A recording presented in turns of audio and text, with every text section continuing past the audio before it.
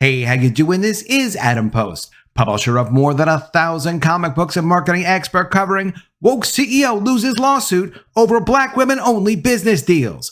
Let's get into the story. Before we do, please make sure you are subscribed to the channel. Click the bell for notifications. Give me a thumbs up. I really appreciate you guys. Well, it was obvious that this program was discriminatory, and so far they've lost, even going to the appeals court. They are not allowed to have grant programs that just gives free money to black women entrepreneurs, excluding everyone else based on their skin color. They claim that they're great people and they have good intentions for this, but of course it's against the law to discriminate against people based on their skin color and not to judge them based on their own personal qualifications. This company, Fearless Fund, went up against Edward Blum, the guy who got affirmative action out of college applications, at the Supreme Court. So she might think she's smart, but of course she's not Edward Blum smart. So as she's been fighting this lawsuit, her company has lost millions of dollars. They had 19 employees, and now they're down to 6 employees, all over fighting with Edward Blum, a case you couldn't possibly win. So why fight Edward Blum? What's actually going on here? We'll go over the lawsuit, but we'll also go over what seems to be something really strange about this company. Why would they destroy themselves over a grant program? Why would they fight a case they knew they couldn't win? Another company that also offers investments only to black women entrepreneurs has a different kind of scam, and I have to say, I don't know that this is a scam, but it's starting to look a little bit funny to me. I don't understand what they're doing unless the whole nature of the business is crooked. I'll give you the information, you just judge for yourselves. I don't know if they're crooked or not. I just don't understand what their motivation is, because it doesn't seem to be what they're saying. From the Washington Post, appeals court blocks Fearless Fund from awarding grants to black women. A panel of the 11th Circuit reversed a lower court ruling saying the venture capital firm may not issue $20,000 grants while the legal case plays out. So they've been stopped, even though the CEO has a very scary, tough person behind her who to me looks like she wants to beat me up, but she can't get to me because this is over the computer. Now, supposedly this program isn't really the purpose for their company. Their company is an investment company, a venture capital fund, which means they locate businesses to invest in, take a large percentage of ownership of that company, to invest with the founders of the company, to try to build it into a bigger company. That's the basics of the venture capital business. In their normal venture capital business, where they raise money to invest in companies, they're also very discriminatory. As they say on their website, Fearless Funds considers investments in early-stage, high-growth ventures that meet the following criteria. The first criteria, women of color led, at least one woman of color co-founder with significant equity in the company. The lawsuit they're losing now has nothing to do with this, as far as I can see. The people suing them didn't take issue with this criteria. Will they in the future? They probably will. The grants are tied in with the rest of the venture capital business. Look at this. This is their Fearless Grants page. They say they've given away 346 grants. They say they've awarded $3 million in program funding. Well, you can do the math. 20,000 times 346 is close to $7 million. That doesn't match $3 million. Once numbers don't start to match, funny things start to happen. Now, when you have a $20,000 grant and it's coming from a venture capital company, what that tells me is it's likely they're not even giving the full $20,000 all at once. Venture capital companies normally do give funding in stages to make sure the company is meeting milestones. There's nothing wrong with that, because even if you find someone you want to invest in, it doesn't necessarily mean that person is going to do what they say they're going to do, or going to do what they can do, or that their company won't go sideways and fall apart. That does happen, and venture capital is a tough business. But what's not normal is, what are they doing setting up these funds financed by Ally Bank, MasterCard, Salesforce, JP Morgan Chase, and then using those relationships they're establishing from those grants to then find opportunities to invest in those companies? That looks like what they're doing, because otherwise it doesn't make any sense. From Inc., quote, "It all fell apart. Fearless Fund founder on impact of DEI lawsuits." As far as I can tell, it's just one DEI lawsuit, one lawsuit from Edward Blum, the affirmative action killer in the Supreme Court, who said, no, you can't just discriminate against everyone else because you think it's good for your business, which it seems like it is good for their business. From Inc., the firm, which launched in 2019 and grew to a team of 19, since has scaled back to 6. It all fell apart due to litigation, says Simone. You're talking millions of dollars we lost, and it's truly impacting our operations.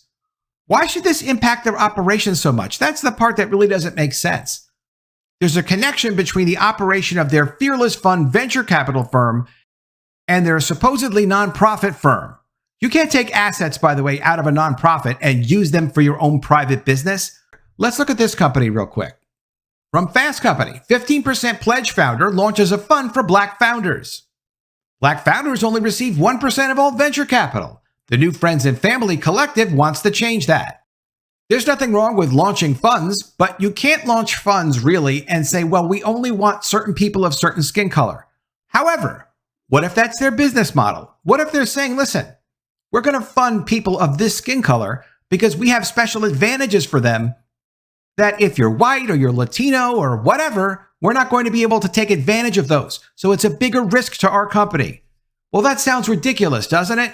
Well, yeah, that is ridiculous. And it's like a cartel. It's like a RICO, illegal type of sounding organization. I'm not an attorney. I'm not a criminal attorney. I'm not going to bring criminal charges against people. But I don't like the structure of this. I don't like how this sounds. Listen to this. What's the 15% pledge? Here's how it all comes together. James's quandary, the founder, is common among Black founders. As recently as last year, only 1% of all venture capital went to Black-owned businesses. Okay, got that. Quote, people in private equity and venture capital are making bets on founders that they feel are going to be successful, says James. Private equity is the same kind of thing as venture capital, essentially. Investing in people's businesses. Quote, but there's a lot of unconscious bias in that process.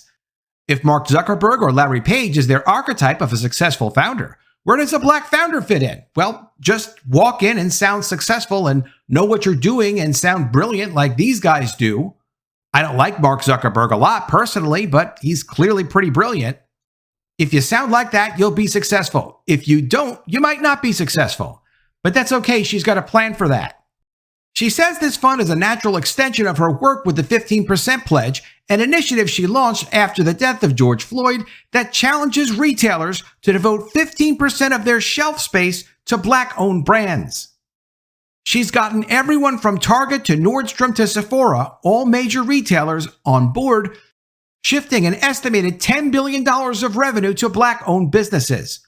So taking business away from some white-owned businesses, some publicly owned businesses, some Black-owned businesses, I'm sure as well, shifted to businesses that she's promoting through this nonprofit effort of the 15% pledge. Over the past 3 years, she's built a 17-person team that's devoted to helping retailers bring on more Black-owned brands into stores, then collecting a lot of data about the impact of the work in terms of revenue going back to Black communities. But she found that many Black founders struggle to scale their businesses and be in a position to partner with a retailer. 15% of Target's shelf space going to certain specific businesses of certain specific skin colors is a huge amount. Also, you're specifically not including public companies, which, of course, white people own stock in public companies, Black people own stock in public companies, but in all kinds of companies, everybody of every skin color, gender, and every different kind of identity own percentages of businesses. Those businesses are being excluded by major retailers like Target so that she can get opportunities to get shelf space. Shelf space is kind of everything. If they agree to give a company shelf space, they're just saying, okay, sure, you're a private startup company. We will give you a huge percentage of shelf space in our outlet. When they're giving you shelf space, that means they're guaranteeing they're going to buy your product. Also, of course, on favorable terms to the company they're giving shelf space to. But we can get all the shelf space in the world, but if we don't have the resources we need in order to help Black-owned businesses take advantage of the opportunity, then we're just stuck, she says. So her company is focused on finding businesses that already have a proven track record so they could actually ship an order that Target gives them, but are at a point where they're ready for some growth. Take, for example, Ron Robinson, who has been a cosmetic chemist for 25 years. 15 years ago, he launched his own company, BeautyStat, which has developed a loyal following among professional makeup artists. But the brand still isn't as well known as James believes it should be. Quote, "We wanted to make sure he was equipped with everything possible to make sure he had the best shot at the market," she says.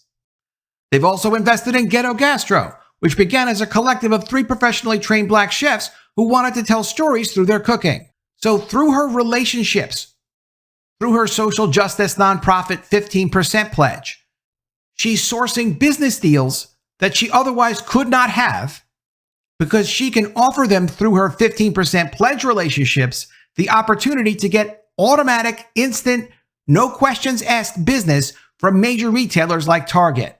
Hopefully they get sued as well. Hopefully Target gets sued as well. You can't discriminate against people in business. And that's what the Fearless Fund CEO is finding out. From the Washington Post, a panel in the U.S. Court of Appeals for the 11th Circuit ruled Monday that an Atlanta-based venture capital firm, Fearless Fund, should be temporarily blocked from issuing grants reserved for businesses owned by black women only, saying that doing so would probably discriminate against business owners of other races. You think? I would think so. The ruling comes after Fearless Fund, a venture capital firm dedicated to funding businesses founded by women of color, was sued last August by a group led by affirmative-action opponent Edward Blum. Blum's cases against Harvard and the University of North Carolina culminated with the Supreme Court overturning race-conscious college admissions last summer. The Federal Appeals Court in Atlanta reversed a lower court decision that the fund could proceed with its grant contest amid the litigation. The grant contest is how they operate to find businesses, and those grants are funded by big banks like JP Morgan and Ally Bank, and also Salesforce. But during the litigation, they had to close that down, which cost them a lot of relationships.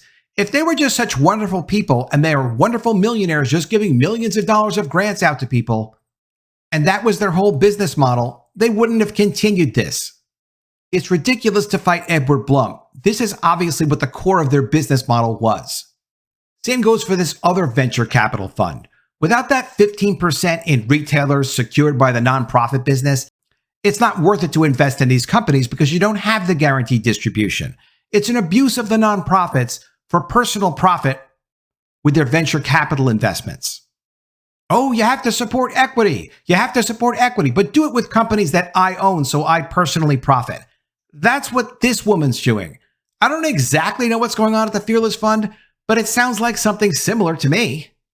I'd love to be proven wrong. The case is being closely watched because of its possible implications for race-conscious programs in the private sector, particularly in the world of grant giving and foundations. Observers have identified the case as a central legal battle over civil rights and affirmative action, with support pouring in from groups on both sides of the issue.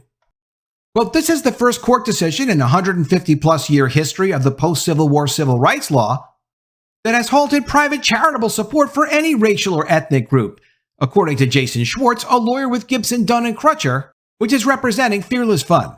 Quote, "The dissenting judge, the district court, and the other courts agree with us that these types of claims should not prevail." But this is not charitable support. And shame on Jason Schwartz. He knows it's not charitable support.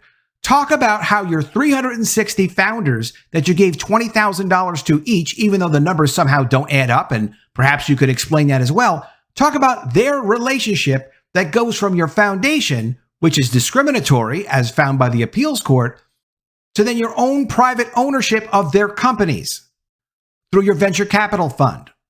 Schwartz added that Fearless Fund and its legal team are evaluating their options and that this is not the final outcome in this case. Yet keep fighting Edward Blum. I'd like to have Edward Blum uncover for us and explain how maybe this isn't even a legal enterprise. You're not allowed to take assets out of nonprofit companies. You're just not allowed to do that. You can't say, hey, this is a donation, so let's fund my donation, but at the same time, convert benefits out of that donation for your own personal ownership. You can't do that. But it's possible they are doing that. Let's see when it goes to trial. The fund can appeal the decision to the full 11th Circuit or petition the U.S. Supreme Court for review. If the fund doesn't appeal, the case would move back to the trial court. The appeals panel ruled 2-1 that allowing the $20,000 awards to be issued under the fund's Fearless Strivers Grant Contest would be substantially likely to violate a federal statute that prohibits racial discrimination in contracts. The panel also ruled that the plaintiffs, who were not identified by name in their legal complaint, had standing to proceed with their case. Quote, the American Alliance for Equal Rights is grateful that the court has ruled that the Fearless Fund's racially exclusive grant competition is illegal. Edward Blum said in an emailed statement, our nation's civil rights laws do not permit racial distinctions because some groups are overrepresented in various endeavors while others are underrepresented. Aisha Bahaba, a partner at law firm Jenner & Block, said that the Fearless Fund's case highlights the fact that racially exclusive programming has always presented a higher level of risk for organizations. Such programs were becoming less common amid the growing pushback over diversity, equity, and inclusion initiatives, a trend he expects to continue. Many companies are already tweaking their DEI policies to guard against legal challenges, said Bahaba, who predicts the next wave of DEI lawsuits may challenge policies that are racially neutral on the face, but ultimately still affect people along racial or ethnic lines. Quote, I see organizations looking critically at their own programming and trying to figure it out. When he says programming, he's talking about how they structure what they do, their programs. Quote, how can we continue to achieve DEI goals while reducing legal risk, Bahaba said. Really, what we're talking about here is how do you best structure programs within the confines of the law and a newly dynamic legal environment? Well, of course, to answer his question, you could just treat everybody the same and let them achieve based on merit, and then help people on a universal basis, regardless of their skin color or gender or sexual preferences. Help those people if you want to, give them a special program, but don't make it such that it's unfair to other people, and no one would have any legitimate objections to it. But of course, here's what the issue is. It's now really become part of a scam. There are people that are operating nonprofits to benefit themselves personally. And you can't do that with a nonprofit. It's one thing that, okay, I meet some people while I'm doing a nonprofit, but it's another thing to say, hey, here's a business opportunity I'm taking out of the nonprofit I otherwise would not have had because of the nonprofit, and I'm going to personally benefit from that. Or the 15% pledge business model.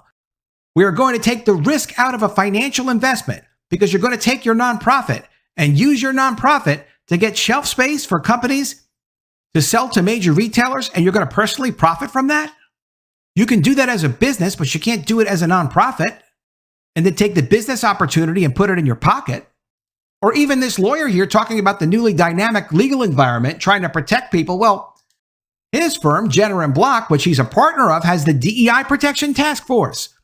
They sell services to companies to try to maintain their DEI programs. And that's okay, but he's making a business out of keeping DEI, something that he knows is not legal, based on what he just said here, the dynamic legal environment, and he's selling services to companies to personally profit from that.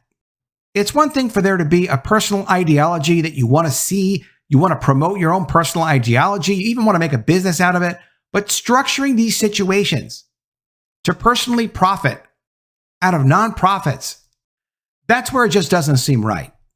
The majority on the appellate court brushed aside the fund's arguments that a contest solely for black women was a form of protected expression under the First Amendment and therefore exempted from the Civil Rights Act of 1866, a Reconstruction era that prohibits discrimination in contracts. Because that's the new thing. The new thing is we can do DEI stuff. We can discriminate against people of different races. That's our First Amendment speech. Hollywood is doing the same thing right now in a lawsuit against the Navy SEAL writer who didn't get a job because he was white. Their defense was, it's our First Amendment choice to make the kind of movies and TV shows we want to make. That's our speech. So we can hire different people of different cultures and different skin colors and backgrounds to say what it is we want to say with our First Amendment right. That's a lawsuit that Paramount will probably lose, and I did a video on that recently as well. Two judges also rejected the fund's argument that it was a valid program meant to remedy racial imbalances in the venture funding world. Moreover, they rejected the fund's claim that the three plaintiffs lack standing because they're not identified by name in the lawsuit. The plaintiffs, all female entrepreneurs who are not black, are identified as Owner A, Owner B, and Owner C. Ariane Simone, that's this lady, CEO of Fearless Fund, called the decision devastating in a statement emailed to the Post. Quote, America is supposed to be a nation where one has the freedom to achieve, the freedom to earn, and the freedom to prosper. Yet when we've attempted to level the playing field for underrepresented groups, our freedoms were stifled. Yeah, but you kind of made a business out of nonprofit assets. That seems like what's going on here. So you're not going to get away with that when you got guys like Edward Blum out there looking for justice. In her dissent, one of the appellate judges focused on the issue of standing, comparing the plaintiffs to floppers in a soccer game, players who fake an injury to draw a penalty against the other team. She suggested that the plaintiffs do not have a genuine stake in the issues in the case, and that as American Alliance has portrayed its members' alleged injuries, it has shown nothing more than flopping on the field. I would tell you something. That is the weakest dissent, complaining negative response with the majority opinion, that's what a dissent is, that she possibly could have issued. Come up with something better than that. You think Edward Blum doesn't have at least 3 owners that went to apply for their discriminatory grant in his back pocket? The guy who took on the Supreme Court, he's going to spend time on this without having a few plaintiffs ready to go if he needs them ready to go. There is no defense for this. There is no way to win this case. That's what that tells you. They have no better explanation than, well, it's my First Amendment to discriminate against people in my business if I choose to, as well as, well, you have pseudonyms, and I think there's nobody behind those pseudonyms. It just goes to show you my theory has to be right. There's no way they'd be operating this and fooling around with this and losing all their employees and watching their, quote, business fall apart over litigation if this wasn't the core part of their business. But the judge who wrote the majority opinion shot back. But we're talking about real-life flesh and blood individuals who were excluded from the opportunity to compete in Fearless's contest solely on account of the color of their skin, he wrote, in the majority opinion. Quote, respectfully, victims of race discrimination, whether white, black, or brown, are not floppers. Victims are victims. Stop victimizing people because you can make a profit. That's what the judges are saying, and that's how this case turned out. Let me know what you think of all this in the comments below. Always love to see your ideas. Please be sure you are subscribed to the channel. Click the bell for notifications, give me a thumbs up, and I'll see you again soon with another story. And if I don't see you, I will miss you.